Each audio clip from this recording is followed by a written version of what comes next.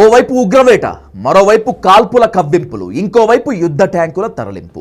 భారత్ పాకిస్తాన్ సరిహద్దుల్లో యుద్ధ పరిస్థితులే ఇవన్నీ. కానీ అంతకు మించిన యాక్షన్ అరేబియా సముద్రంలో జరుగుతుంది. రెండు దేశాలు పోటాపోటీగా క్షిపణి పరీక్షలు నిర్వహిస్తున్నాయి. అంతేకాదు, India's most powerful air craft carrier INS Vikrant రంగంలోకి దిగిపోయింది. యుద్ధ విమానాలు క్షిపణులతో పాకిస్తాన్ దిశగా పయనం మొదలుపెట్టింది. 1971 యుద్ధంలో శత్రువు అంతు చూసిన విక్రాంత్ సీన్లోకి వచ్చేసరికి ప్రపంచం అటెన్షన్ అరేబియా సముద్రానికి షిఫ్ట్ అయిపోయింది. ఇంతకు సరిహద్దుల్లో ఉద్రిక్తతలు పీక్స్కి చేరుకుంటున్న వేళ అరేబియా సముద్రంలో విక్రాంత్ ఏం చేస్తోంది? పాకిస్తాన్తో యుద్ధం అంటూ మొదలైతే 1971 నాటి సీన్ రిపీట్ అవుతుందా?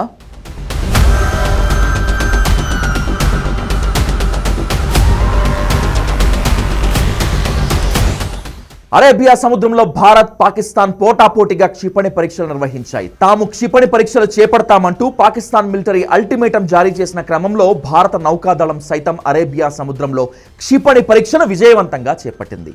నేవీకి చెందిన స్వదేశీ గైడెడ్ క్షిపణి విధ్వంసక నౌక ఐఎన్ఎస్ సూరత్ నుంచి సీ స్కీమింగ్ టార్గెట్లను ఛేదించే సత్తా కలిగిన క్షిపణిని పరీక్షించింది. 70 కిలోమీటర్ల పరిధిలో టార్గెట్లను ఛేదించగలిగిన medium range surface to air మిసైల్ను పరీక్షించారు. ఈ సందర్భంగా లక్ష్యాన్ని అది అత్యంత ఖచ్చితత్వంతో ఛేదించిందని భారత నౌకాదళం వెల్లడించింది. ఐఎన్ఎస్ సూరత్ను ఇటీవలే ప్రధాని మోదీ ముంబైలోని నేవల్ డాక్ యార్డ్లో ప్రారంభించారు. ఇది P-15B క్షిపణి విధ్వంసక యుద్ధ నౌక.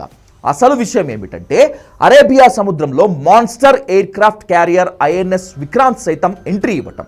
ఐఎన్ఎస్ సూరత్ యుద్ధ నౌక విక్రాంత్ పటాలంలోనిది.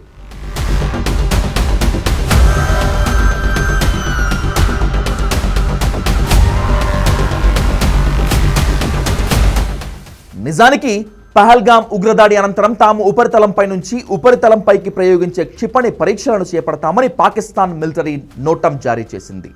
గురు శుక్రవారాల్లో ఈ పరీక్షలు నిర్వహిస్తామని అందులో చెప్పింది. కానీ అదే సమయంలో ఐఎన్ఎస్ సూరత్ నుంచి భారత నౌకాదళం సీ స్కిమ్మింగ్ టార్గెట్లను ఛేదించే medium range surface to air మిసైల్ను పరీక్షించారు. ఆ వెంటనే విమాన వాహక యుద్ధ నౌక ఐఎన్ఎస్ విక్రాంత్ను రంగంలోకి దించారు. ఇది కర్ణాటకలోని కార్వార్ నావల్ బేస్ నుంచి పాకిస్తాన్ దిశగా వెళుతోంది. అత్యాధునిక యుద్ధ విమానాలు క్షిపణులతో విక్రాంత్ పూర్తి స్థాయిలో సిద్ధమైనట్లు తెలుస్తోంది. సరిహద్దులు తీర ప్రాంతాల్లో పహారా విషయంలో అప్రమత్తంగా ఉండాలంటూ త్రివిధ దళాలకు కీలక ఆదేశాలు అందినట్లు చెప్తున్నారు. అదే నిజమైతే పాక్ వెన్నులో వణుకు మొదలవ్వటం ఖాయం. ఎందుకంటే ఐఎన్ఎస్ విక్రాంత్ ఒకప్పుడు పాకిస్తాన్ నేవీకి చుక్కలు చూపించింది కాబట్టి.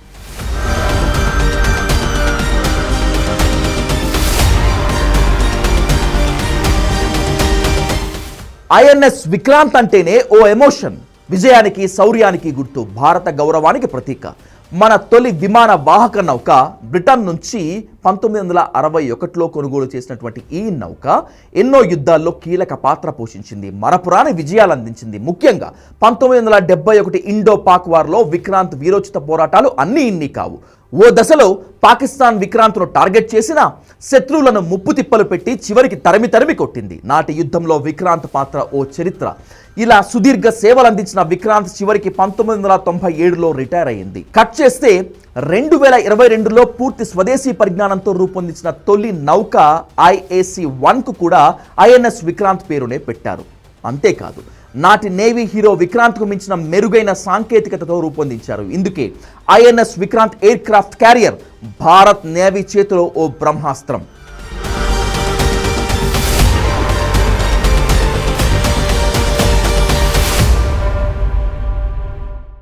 ఐఎన్ఎస్ విక్రాంత్ సత్తా తెలిస్తే శత్రువుల వెన్నులో వణుకు పుట్టడం ఖాయం. ఎందుకంటే ఈ వార్షిప్లో 34 యుద్ధ విమానాలుంటాయి. వీటిలో MiG-29K, కమోన్ 31, AHL హెలికాప్టర్లు, MH-60RC హ్యాక్ మల్టీరోల్ హెలికాప్టర్లతో పాటు దేశీయంగా తయారు చేసిన తేలికపాటి హెలికాప్టర్లు కూడా ఉన్నాయి. అంటే ఓ మినీ యుద్ధాన్ని ఎదుర్కొనేందుకు అవసరమైనటువంటి డిఫెన్స్ సిస్టమ్ ఐఎన్ఎస్ విక్రాంత్లోనే ఉన్నట్లన్నమాట. ఐఎన్ఎస్ విక్రాంత్లో మొత్తం 14 అంతస్తులు, 2300 కంపార్ట్మెంట్స్ ఉంటాయి. దాదాపు 1600 మంది సిబ్బంది ఉంటారు. ఐఎన్ఎస్ విక్రాంత్ 262 మీటర్ల పొడవు, 62 మీటర్ల వెడల్పు ఉంటుంది. ఈ మొత్తం 2 హాకీ మైదానాలతో సమానం. ఇక ఐఎన్ఎస్ విక్రాంత్ బరువు 43,000 టన్నులు ఉంటుంది. గంటకు 28 నాటికల్ మైళ్ళ వేగంతో ప్రయాణించే సత్తా విక్రాంత్ సొంతం. అన్నింటికి మించి ఈ యుద్ధ నౌక స్ట్రైక్ ఫోర్స్ పరిధి 1500 కిలోమీటర్లు. అంటే పాకిస్తాన్ను ధ్వంసం చేయడానికి ఈ ఒక్క యుద్ధ నౌక చాలు.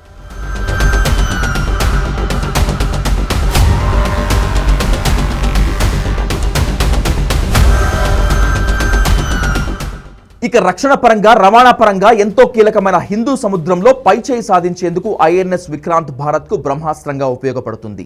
ఏ దేశానికైనా యుద్ధ విమానాలను మోసుకెళ్లే సామర్థ్యం ఉన్న నౌకలు ఉంటేనే నావికాశక్తి పటిష్టంగా ఉంటుంది. దీంతో సముద్ర జలాల్లోనూ గగనతలం పైన పట్టు సాధించేందుకు వీలవుతుంది. మన దగ్గర విక్రాంత్తో పాటు విక్రమాదిత్య కూడా ఉంది. 3వ విమాన వాహక నౌక తయారీ కూడా మొదలైంది. పాకిస్తాన్ దగ్గర ఇలాంటి పవర్ఫుల్ ఎయిర్ క్రాఫ్ట్ క్యారియర్లు ఒక్కటంటే ఒక్కటి కూడా లేదు. అందుకే అరేబియా సముద్రంలో విక్రాంత్ను రంగంలోకి దించారు. భారత్ పాక్ మధ్య యుద్ధం మొదలైతే విక్రాంత్ యాక్షన్ ఇస్లామాబాద్కు ఊహకందని రీతిలో ఉంటుంది.